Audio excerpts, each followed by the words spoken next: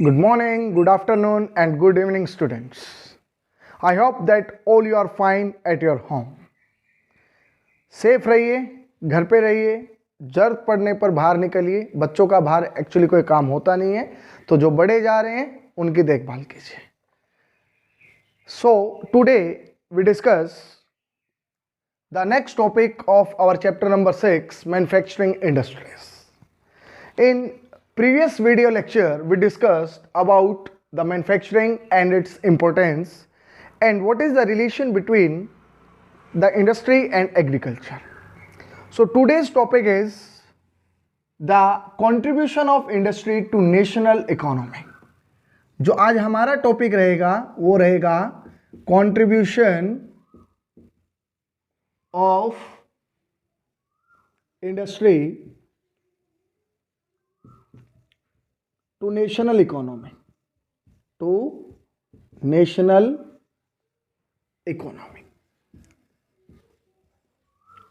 Industry का भारतीय अर्थव्यवस्था के अंदर क्या कंट्रीब्यूशन है, क्या योगदान है, आज हम क्या करने वाले हैं, डिस्कस करने वाले हैं.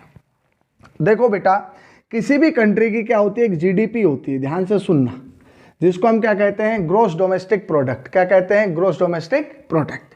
ग्रॉस डोमेस्टिक प्रोडक्ट क्या होता है, किसी भी देश के अंदर पर्टिकुलर ईयर के अंदर प्राइमरी, सेकेंडरी और टर्शरी तीनों क्षेत्रकों के द्वारा उत्पादित सभी वस्तुएं और सेवाओं का जो मूल्य होता है वो आपका क्या होता है, जीडीपी होता है. क्या होता है, जीडीपी. तो जीडीपी को हम कैसे डिफाइन कर सकते हैं, sum total of all final goods and services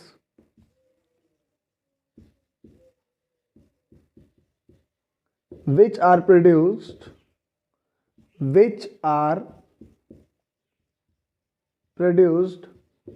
by the three sectors in a particular year.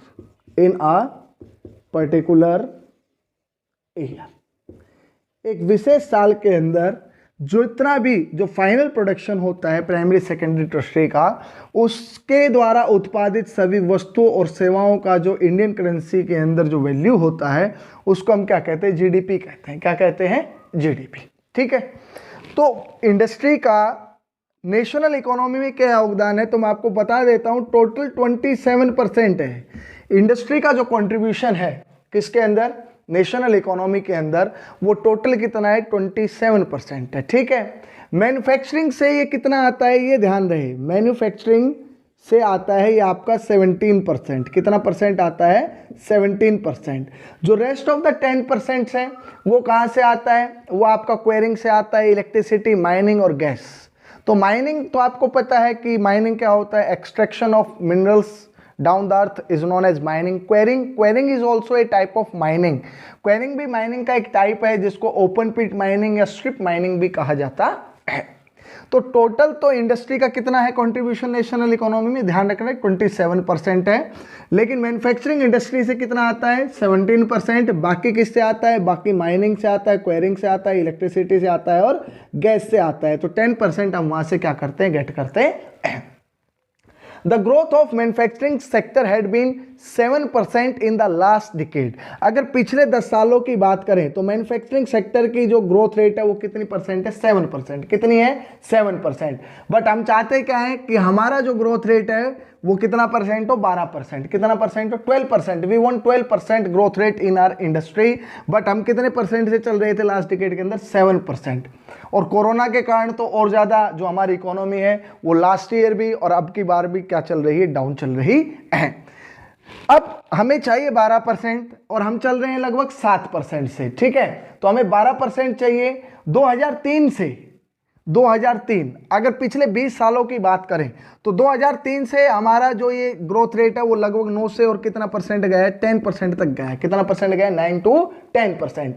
लेकिन हमें चाहिए कितना परसेंट, 12%. 12% के लिए हमने क्या किया है, NM national manufacturing competitiveness council, NMCC.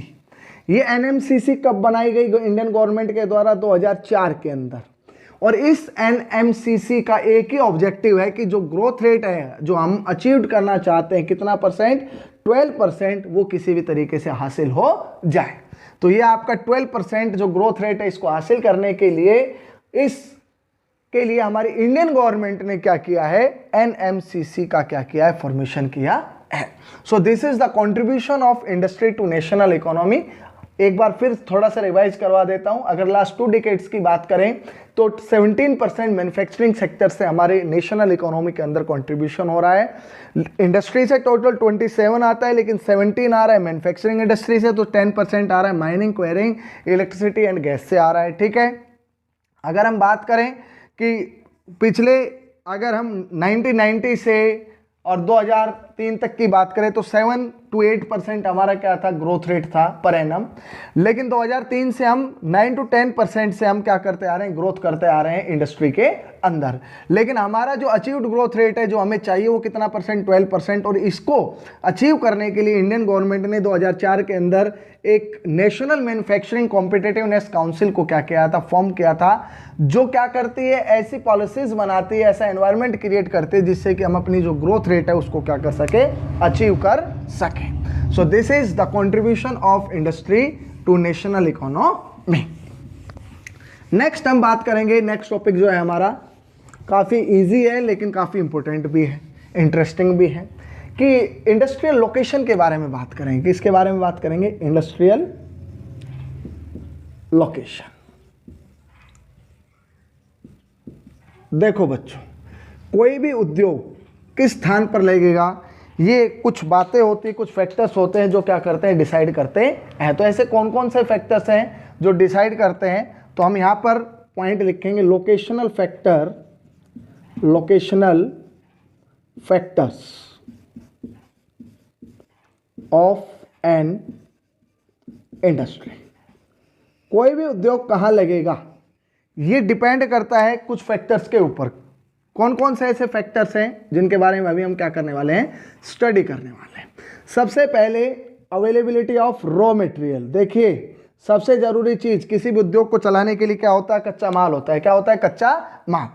तो कच्चा माल जहां पर मिलेगा वहीं पर क्या कर सकते हैं, हम उद्योगों को आसानी से लगा सकते हैं। तो रॉ मटेरियल जहां पर आसानी से होंगे वहीं पर, जैसे आपका महाराष्ट्र और गुजरात जो है, ये स्टेट आपके कॉटन इंडस्ट्री के लिए क्या है, काफी इंपॉर्टेंट है। ठीक है, यहां पर कॉटन इंडस्ट्री किस लिए है बच्चों, क्योंकि यहां पर आपका जो कॉटन है, आपका कॉटन कपास जो है, उससे हम क्या बना सकते हैं, क्लॉथ इजीली बना सकते हैं। तो cotton is the raw material for our cloth industry. तो हमारा जो क्लॉथ इंडस्ट्री है वो कहां पर है, वो हमारा महाराष्ट्र और गुजरात के अंदर है। ये मैं कॉटन गलती से बोल गया, क्लॉथ इंडस्ट्री। ये कॉन्सेंट्रेट इसलिए है यहाँ पे क्योंकि यहाँ पर रॉ मटेरियल आसानी से मिल जाता है।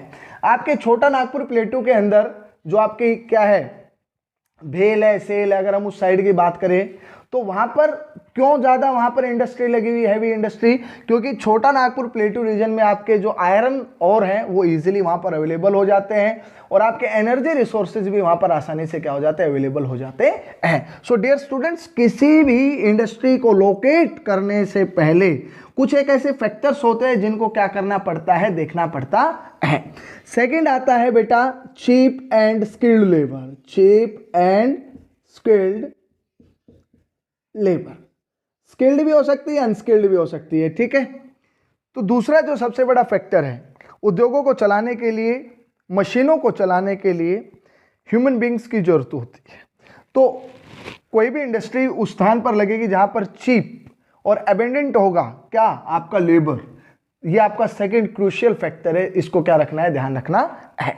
तीसरा, किसी भी उद्योग को लगाने के लिए किसकी जरूरत होती है, कैपिटल की, किसकी, पूंजी की क्या होती है, जरूरत होती है। तो पूंजी को उपलब्ध कराने के लिए वहां पर क्या होने चाहिए, बैंक होने चाहिए, वहां के कोऑपरेटिव्स होने चाहिए, ताकि आसानी से क्या लिया जा सके, ऋण लिया जा सके। नेक्स्ट आपका आता है availability of power. Yes, to run the machine, मशीनों को रन करने के लिए वहां पर भाई हो सकता है वहां पर कोल चाहिए, या हो सकता है वहां पर इलेक्ट्रिसिटी चाहिए। तो पावर के रिसोर्सेज वहां पर क्या होने चाहिए, अवेलेबल होने चाहिए। एक इंपॉर्टेंट फैक्टर है जिसको हम किस नाम से जानते हैं, मार्केट। किस नाम से जानते हैं, मार्केट। देखो बच्चों, जो भी हम इंडस्ट्री लगाते हैं उसके अंदर कोई ना कोई माल क्या होता है, तैयार होता है, और उस माल को बेचने के लिए मार्केट का पास होना बहुत क्या होता है, जरूरी होता है। अगर मार्केट पास होती है तो ये क्या करता है, reduce the cost of transportation, इससे ट्रांसपोर्टेशन कॉस्ट काफी क्या हो जाता है, कम हो जाता है, और प्रॉफिट कॉस्ट क्या हो जाता है, इंक्रीज हो जाता है। तो इसलिए वहां पर अब देखिए लैंडवेज है, वाटरवेज है, ये सारे क्या है, मीन्स ऑफ क्या है, ट्रांसपोर्ट है, जिनके द्वारा हम क्या कर सकते हैं, मार्केट तक आसानी से रीच कर सकते हैं। इसके अलावा अगर मैं बात करूं, बैंकिंग हो गया, जो इंफ्रास्ट्रक्चर सिस्टम का पार्ट है, ट्रांसपोर्टेशन हो गया, इसके अलावा कम्युनिकेशन हो गया, कम्युनिकेशन, ये सारे के सारे आपके वो फैक्टर्स हैं जो किसी भी इंडस्ट्री को क्या करते हैं, लोकेट करने में मदद करते हैं। एक और ह्यूमन फैक्टर है जो इंपॉर्टेंट है, वो है आपका गवर्नमेंट पॉलिसीज। क्या है बच्चों, गवर्नमेंट पॉलिसीज। किसी भी राज्य या देश की सरकार भी क्या करती है, निर्धारित करती है कि वहां पर कितने उद्योग लगेंगे या नहीं लगेंगे। ये सारे के सारे आपके क्या हैं, वो फैक्टर्स हैं जो क्या करते हैं, एक इंपॉर्टेंट रोल प्ले करते हैं किसी भी इंडस्ट्री को लोकेट करने में। अब देखो, मान लेते हैं कोई प्लेस है एक्स, यहां पर एक्स प्लेस पे कोई इंडस्ट्री लग गई, ठीक है। अब यहां पर लोग रहना भी शुरू कर देंगे, तो यहाँ पर अर्बनाइजेशन शुरू हो जाएगा। क्या हो जाएगा, अर्बन एरियाज यहाँ पर डेवलप होना शुरू हो जाएगा। लोग रूरल एरिया से क्या हो जाएंगे, माइग्रेट हो जाएंगे किसकी तरफ, अर्बन एरिया की तरफ। तो जिस प्लेस के ऊपर इंडस्ट्री लगती है उस प्लेस के अंदर अर्बनाइजेशन प्रोसेस शुरू हो जाता है, ठीक है। और ये जो प्लेस होता है एक्स, जहाँ पर कोई भी इंडस्ट्री लगी होती है, इसको सपोर्ट करने के लिए वेरियस इंडस्ट्रीज इसके चारों तरफ क्या हो जाती है, डेवलप हो जाती है। चाहे वो बैंकिंग हो, चाहे वो ट्रांसपोर्टेशन हो, चाहे वो आपका कम्युनिकेशन हो, इस तरह की जो सर्विसेज हैं वो क्या होती है, इसके चारों तरफ एक वेब बना लेती है। और इसी वेब को क्या कहा जाता है, एग्लोमरेशन इकोनॉमी कहा जाता है। क्या कहा जाता है, एग्लोमरेशन इकोनॉमी। तो एग्लोमरेशन इकोनॉमी क्या होती है, many industries tend to come together to make use of advantages offered by the urban centre known as agglomeration economy. तो एग्लोमरेशन इकोनॉमी कहां डेवलप होती है, मोस्टली उन टाउन्स एरियाज में या उन अर्बन एरियाज के अंदर जहां पर आपका कॉन्सेंट्रेशन ऑफ पॉपुलेशन हाई है because of the presence of any industry. तो ये भी आपको क्या रखना है, ध्यान रखना है कि एग्लोमरेशन इकोनॉमी होती क्या है।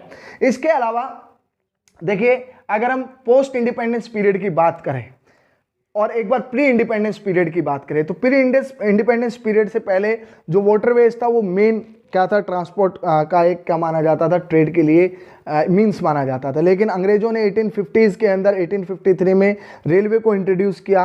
वो उनके अपने कारण थे, चाहे वो मूवमेंट ऑफ सोल्जर्स था, चाहे वो मूवमेंट ऑफ रॉ मटेरियल था from one place to another place. हमने बहुत सी जो हमारी मैन्युफैक्चरिंग यूनिट्स थी वो कहाँ पर लगाई, पोर्ट्स के आसपास लगाई। चाहे वो कोलकाता पोर्ट थी, चाहे वो मुंबई पोर्ट थी, इनके आसपास लगाने का जो सबसे बड़ा कारण था वो यही था कि आसानी से क्या हो सके, ट्रांसपोर्टेशन हमें उपलब्ध हो सके।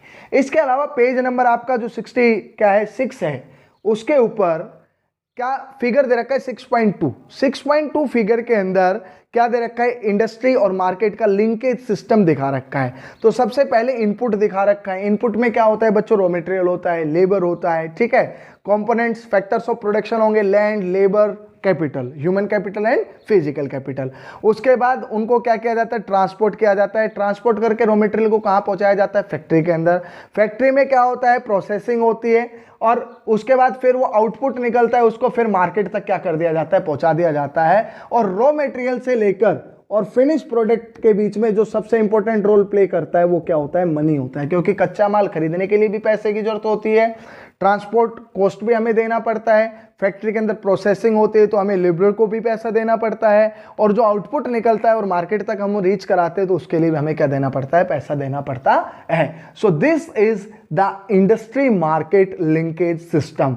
First of all raw material होना चाहिए, उसके बाद फैक्टर्स ऑफ प्रोडक्शन हो गया, land, labour and capital, physical and human capital. उसके बाद ट्रांसपोर्ट करके हम कहां लेके जाएंगे, फैक्ट्री तक, फैक्ट्री में प्रोसेस करके आउटपुट निकालेंगे, फिनिश प्रोडक्ट उसको मार्केट तक पहुंचाएंगे। और इस पूरे प्रोसेस के अंदर किसका यूज होता है, मनी का यूज होता है।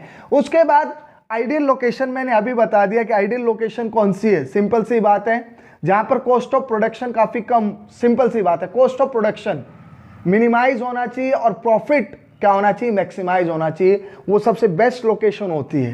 किसी भी इंडस्ट्री को लगाते समय सबसे पहले कॉस्ट ऑफ प्रोडक्शन को क्या किया जाता है, चेक किया जाता है, एंड आफ्टर देन क्या चेक किया जाता है कि जो आपकी कॉस्ट ऑफ प्रोडक्शन अगर लो है तो प्रॉफिट अपने आप ही ऑटोमेटिकली क्या हो जाता है, ज्यादा हो जाता है। तो आइडियल जो है, सिंपल सी बात है कि मटेरियल कितने कॉस्ट पे आ रहा है, cost of distribution, it means वो मार्केट से कितना प्लेस दूरी के ऊपर है, ये भी। उसके बाद जो आपका है कि cost of production at site, कि क्या कॉस्ट ऑफ प्रोडक्शन पड़ रहा है, और उसके बाद जो प्रॉफिट है वो कितना क्या किया जा रहा है, गेन किया जा रहा है। ये सारे आपके क्या होते हैं, आइडियल लोकेशन ऑफ क्या होते हैं, इंडस्ट्री होते हैं। Next topic of your chapter is the classification of industry. अब क्लासिफिकेशन क्या है, तो जो फिगर मैंने बताया 6.2 उसको थोड़ा सा अच्छे से क्या कर लेना है, देख लेना है, इंपॉर्टेंट है। किस तरह रॉ मटेरियल, इंडस्ट्री और फिनिश प्रोडक्ट मार्केट तक पहुंचते हैं और उसमें क्या रोल रहता है किसका, पैसे का। तो नेक्स्ट अब हम टॉपिक करने वाले हैं क्लासिफिकेशन ऑफ इंडस्ट्री। उद्योगों का क्या करेंगे, वर्गीकरण करेंगे। हमने क्लासिफिकेशन ऑफ क्या किया था फर्स्ट चैप्टर के अंदर, रिसोर्सेज के बारे में हमने क्लासिफिकेशन किया था। तो देखो सिंपल सी बात है, अगर हम लिस्ट बनाएं कि हम अपने डे बाय डे जो रूटीन है उसमें कौन कौन से मैन्युफैक्चर गुड्स को क्या करते हैं, यूज़ करते हैं, तो सिंपल सी बात है, ट्रांजिस्टर हो गया, इलेक्ट्रिक बल्ब हो गए, वेजिटेबल ऑयल हो गया, सीमेंट हो गया, मेडिसिन हो गया, ये सारी चीज़ें कहीं ना कहीं क्या होती है, मैन्युफैक्चर होती है। क्या होती है, मैन्युफैक्चर होती है। और इन्हीं मैन्युफैक्चरिंग इंडस्ट्रीज़ को डिफरेंट बेसिस के ऊपर हम कई जो भागों में है वो क्या कर सकते हैं, बांट सकते हैं। तो सबसे पहला जो पार्ट है जिसके ऊपर हम इनको डिवाइड करेंगे तो होगा सोर्स ऑफ रॉ मटेरियल। एक एक पॉइंट को अच्छे से क्या करना है, समझना है, एंड आफ्टर देन आपको क्या करना है, उसको कॉन्सेप्ट को सीखना है, समझ के सीखना है, ठीक है। तो रॉ मटेरियल के आधार पर हमारे पास दो प्रकार की इंडस्ट्री होती है, ठीक है। सबसे पहले होती है आपकी एग्रो बेस्ड इंडस्ट्री। कौन सी होती है, एग्रो बेस्ड। और दूसरी कौन सी होती है बच्चों, मिनरल बेस्ड। एक एक पॉइंट को क्लियर कीजिए। एग्रो बेस्ड इंडस्ट्री कौन सी होती है, सिंपल सी बात है, जो इंडस्ट्रीज रॉ मटेरियल के लिए किसके ऊपर बेस होती है, एग्रीकल्चर बेस्ड होती है, उनको हम क्या कहते हैं, एग्रो बेस्ड इंडस्ट्री कहते हैं। और जो इंडस्ट्रीज आपकी किसके ऊपर डिपेंड होती है रॉ मटेरियल के लिए, मिनरल्स के ऊपर, उसको हम कौन सी इंडस्ट्री कहते हैं, सिंपल मिनरल बेस्ड इंडस्ट्री कहते हैं। अगर बात करते हैं एग्रो बेस्ड इंडस्ट्री की, तो आपकी जो कॉटन इंडस्ट्री है, जूट इंडस्ट्री है, वुलन इंडस्ट्री है, शुगर इंडस्ट्री है, ये सारी आपकी क्या है प्यारे बच्चों, एग्रो बेस्ड इंडस्ट्री है। The industry which depend upon agriculture for raw material that are known as agro based industry, ठीक है। इसके बाद बात करते हैं एल्यूमिनियम इंडस्ट्री की। तो एल्यूमिनियम इंडस्ट्री मैंने अभी आपको बताया, आयरन एंड स्टील, हाँ, जो मिनरल्स के ऊपर क्या होती है, डिपेंड होती है, क्या करने के लिए, रॉ मटेरियल लेने के लिए, उनको हम क्या कहते हैं, मिनरल बेस्ड इंडस्ट्री कहते हैं।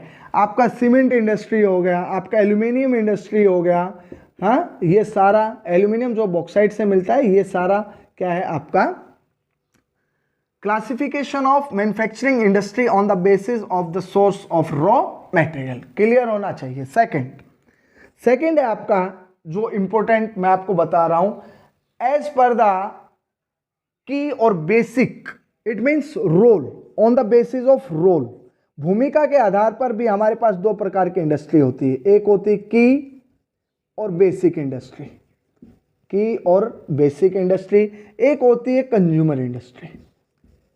कौन सी इंडस्ट्री, कंज्यूमर इंडस्ट्री। देखो बच्चों, नेक्स्ट जो क्लासिफिकेशन है अपना वो है according to their main role, according to their main role. तो भूमिका के आधार पर हम कैसे क्या करते हैं, अपने मैन्युफैक्चरिंग इंडस्ट्रीज को डिवाइड करते हैं। तो टू पार्ट के अंदर है, एक है बेसिक और की इंडस्ट्री, बेसिक और की इंडस्ट्री, और दूसरा कौन सा इंडस्ट्री है बच्चों, कंज्यूमर इंडस्ट्री।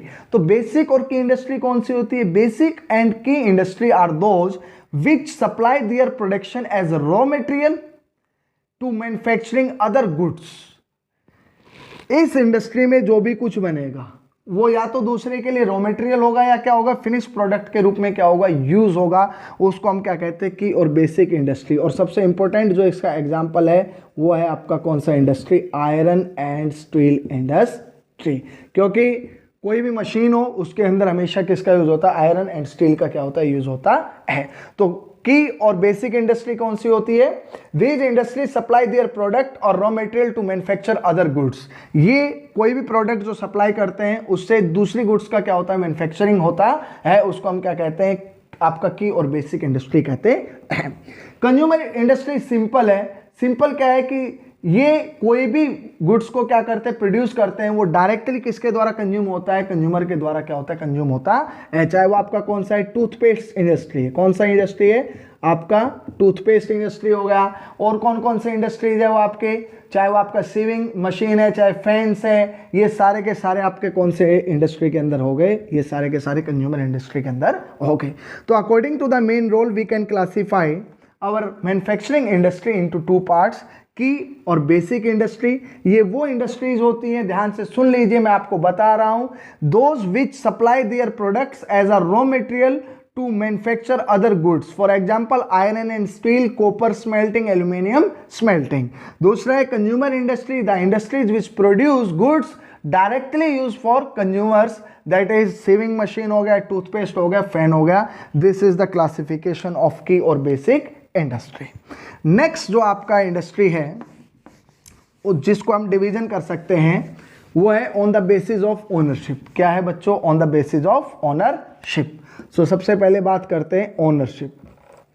ओनरशिप बेस्ड हमारे पास 4 टाइप की इंडस्ट्रीज हैं। कितने टाइप की हैं, 4। सबसे पहले आपकी कौन सी हो गई, इंडिविजुअल, जिसको हम क्या कहते हैं, प्राइवेट इंडस्ट्री। कौन सी कहते हैं, प्राइवेट सेक्टर, प्राइवेट सेक्टर, ठीक है। दूसरा हो गया आपका कौन सा सेक्टर, पब्लिक सेक्टर। तीसरा आपका कौन सा सेक्टर हो गया, जॉइंट सेक्टर। और चौथा आपका कौन सा हो गया, कोऑपरेटिव सेक्टर। कौन सा सेक्टर, कोऑपरेटिव सेक्टर, ठीक है। तो ये हम क्या कर सकते हैं, ये हमारा क्लासिफिकेशन है on the basis of ownership. अब एक एक पॉइंट को समझिए, ठीक है। जो प्राइवेट सेक्टर है, these are own and operated bye individuals और एक ग्रुप ऑफ इंडिविजुअल्स।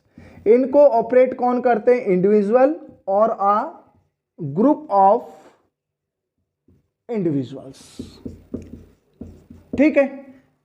कुछ लोग या एक व्यक्ति क्या करता है, प्राइवेट सेक्टर को क्या करता है, लीड करता है, रन करता है, कंट्रोल करता है। इसका एग्जांपल कौन कौन से हो गए, Tata iron and steel company, Bajaj हो गया, ठीक है, रिलायंस हो गया। ये सारे आपके किसके एग्जांपल है, प्राइवेट सेक्टर इंडस्ट्री के एग्जांपल है। दूसरा आता है पब्लिक सेक्टर। देखो पब्लिक सेक्टर जो इंडस्ट्रीज होती है वो own and operated bye, on and operated by the government, by the government और गवर्नमेंट एजेंसी, ठीक है। गवर्नमेंट एजेंसी के द्वारा सेल हो गया, steel authority of India limited, भेल हो गया, भारत हैवी इलेक्ट्रिकल लिमिटेड। ये आपके कौन से हो गए, पब्लिक सेक्टर इंडस्ट्री। नेक्स्ट आता है ज्वाइंट सेक्टर। देखो बेटा ज्वाइंट सेक्टर रन कैसे होता है, सिंपल सी बात है, जब स्टेट गवर्नमेंट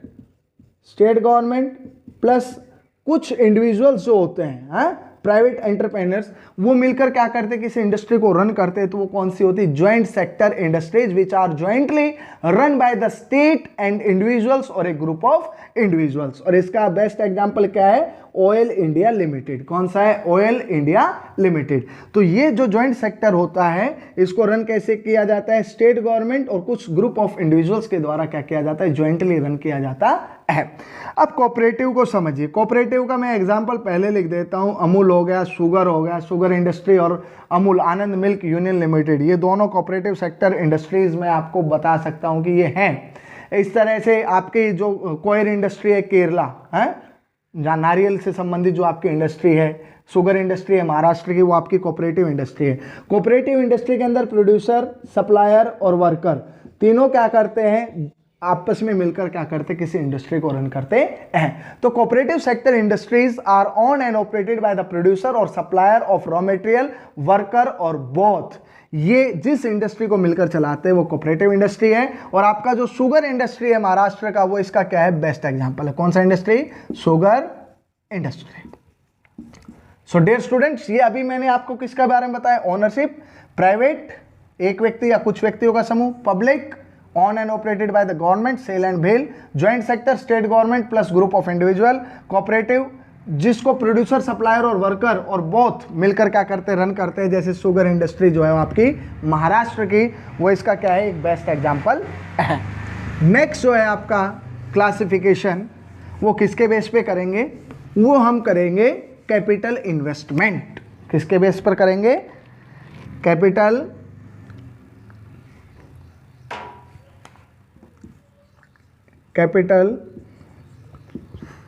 इन्वेस्टमेंट। देखो, किसी भी उद्योग को चलाने के लिए सबसे जरूरी जो फैक्टर होता है वो होता है कैपिटल, पैसा होता है, ठीक। तो कैपिटल इन्वेस्टमेंट के बेस पर दो प्रकार की इंडस्ट्री होती है, एक होती है लार्ज स्केल, एक होती है small scale. Small scale large कौन सी होगी, जिसके अंदर इन्वेस्टमेंट कितना होगा, मोर देन 5 करोड़। क्या होगा, मोर देन 5 करोड़ रुपीज। अगर किसी इंडस्ट्री को लगाने के लिए 5 करोड़ से ज़्यादा का क्या होता है, इन्वेस्टमेंट होता है। ध्यान से सुन लीजिए, वो कौन सी है, लार्ज स्केल क्या होती है, इंडस्ट्री होती है। स्मॉल स्केल इंडस्ट्री जो क्या होता है, लेस देन 5 करोड़। कितना होता है, लेस देन 5 करोड़। तो स्मॉल स्केल इंडस्ट्री कौन सी होती है, जिनको लगाने के लिए 5 करोड़ से कम क्या होती है, इन्वेस्टमेंट की क्या होती है, जरूरत होती है। बड़े बड़े आयरन और स्टील प्लांट इसके क्या हो सकते हैं, एग्जांपल हो सकते हैं। कॉस्मेटिक प्रोडक्ट की अगर आप कोई इंडस्ट्री लगा रहे हो तो वो आपकी स्मॉल स्केल इंडस्ट्री का क्या हो सकती है, एग्जाम्पल हो सकती है। नेक्स्ट आपका जो क्लासिफिकेशन है उसका आधार है, वो है आपका classification of industry on the basis of weight of raw material and finished product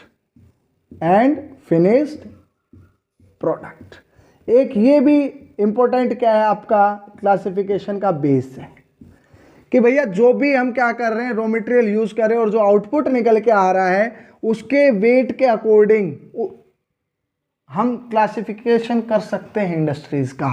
पहली आपकी इंडस्ट्री हो जाएगी हैवी इंडस्ट्री। कौन सी, हैवी इंडस्ट्री। समझिए इसको, हैवी इंडस्ट्री कौन सी होगी, जिसका रॉ मटेरियल भी क्या होगा, हैवी, और फिनिश प्रोडक्ट भी क्या होगा, हैवी। रॉ मटेरियल भी क्या है, हैवी, और फिनिश प्रोडक्ट भी क्या है, हैवी। तो वो आपकी कौन सी होगी, हैवी इंडस्ट्रीज। लाइक आपका कौन सा हो गया, सीमेंट इंडस्ट्री। कौन सा हो गया, सीमेंट इंडस्ट्री। सीमेंट में जो आपका क्या होता है, लाइमस्टोन होता है। क्या होता है, लाइमस्टोन, जो बेसिक रॉ मटेरियल होता है। तो लाइमस्टोन भी क्या होता है, वेट के अंदर भारी होता है, और सीमेंट का बैग भी क्या होता है, भारी होता है। आयरन एंड स्टील भी आपका क्या है, हैवी इंडस्ट्री होता है। फिर आपका होता है लाइट इंडस्ट्री। लाइट इंडस्ट्री जिसके अंदर रॉ मटेरियल भी क्या होता है, लाइट इन वेट होता है, और फिनिश प्रोडक्ट भी क्या होता है, लाइट इन वेट होता है। आपकी इलेक्ट्रिकल इंडस्ट्रीज का क्या है, एक अच्छा एग्जाम्पल है इलेक्ट्रिकल इंडस्ट्री। आज हमने बहुत अच्छे से क्लासिफिकेशन किया है इंडस्ट्री का। एक बार मैं थोड़ा सा रिवाइज दोबारा से करवा देता हूं सिंपल फॉर्म के अंदर। On the basis of source of raw material we have two types of industry, one is agro based and one is mineral based. Second, we classify that we can classify the manufacturing industry on the basis of capital investment, large scale and small scale. Okay, on the basis of ownership हमने 4 types में बांटा, public sector, private sector, joint sector और cooperative sector. उसके बाद हमने weight of raw material and finish product में बांटा, तो हैवी इंडस्ट्री और कौन सी industry, light industry. Main role के अकॉर्डिंग बांटा, तो हमने बांटा कौन सी इंडस्ट्री, की और बेसिक इंडस्ट्री, और दूसरा consumer industry. So this is the classification of manufacturing industries on the different basis. So dear students, today we discussed 3 important topics of chapter number 6, manufacturing industry. One is that the industrial location, one is that what is the contribution of manufacturing industry to national economy, and one is the classification of manufacturing industry. Classification से related 3 number का question हर बार CBSE board के अंदर क्या किया जाता है, पूछा जाता है। तो ये क्लासिफिकेशन अच्छे से आपको क्या करना है, लर्न करना है। वीडियो अच्छी लगी हो, वीडियो को लाइक और चैनल को क्या करें, subscribe. Thanks and have a nice day.